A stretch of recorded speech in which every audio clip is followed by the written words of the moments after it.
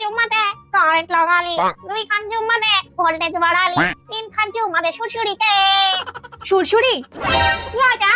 এই নাও ধরো, আমি তোমার জন্য দুধ এনেছি। এমনি তো তোমার মনে জিলাপির প্যাচ, কখনো তো আমাকে কিছু দাও না, আজকে আবার আমার জন্য দুধ এনেছো কেন? ভালো মনে আনলাম, তুমি আমাকে আবার কথা শোনাচ্ছ। থাক, আর খেতে হবে না তোমাকে।